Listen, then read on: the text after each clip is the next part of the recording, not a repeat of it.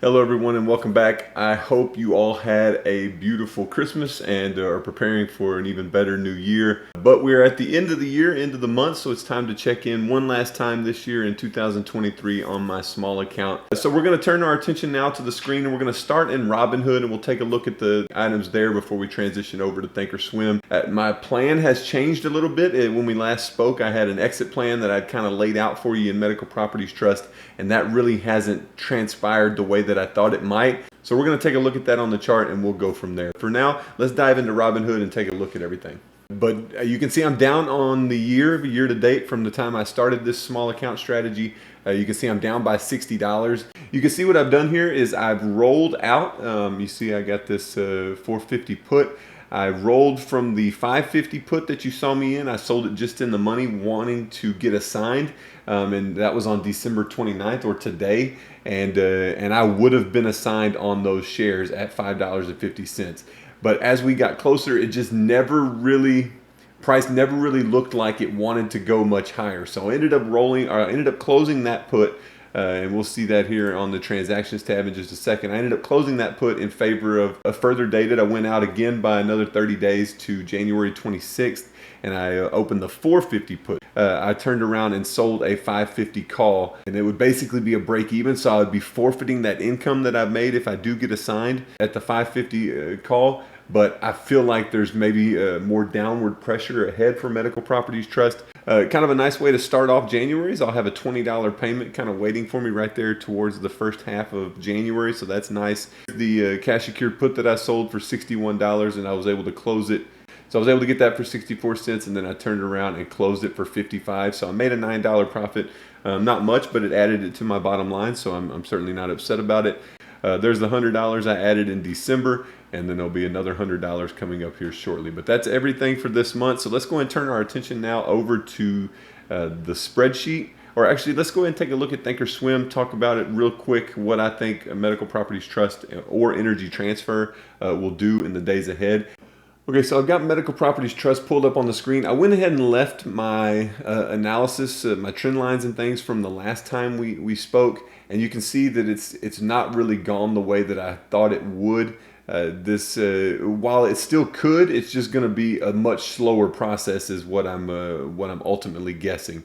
I got in on this candle right here that I'm hovering over, and then you can see it just plummeted the next 2 days. So it broke right through that trend line, and of course I had to alter my trend line a couple of times here. And then shortly thereafter, we got another push up into this 550 area, and I said, okay, it just took a little longer. We're gonna break it now and we'll be fine. Again, we got to push back, and now we've kind of just leveled off over these last few days. And so here, if I had to draw a trend, there it is again. But it looks like we're coming to an inflection point at that 550 level. It's tried so many times now to break above it, has not been able to.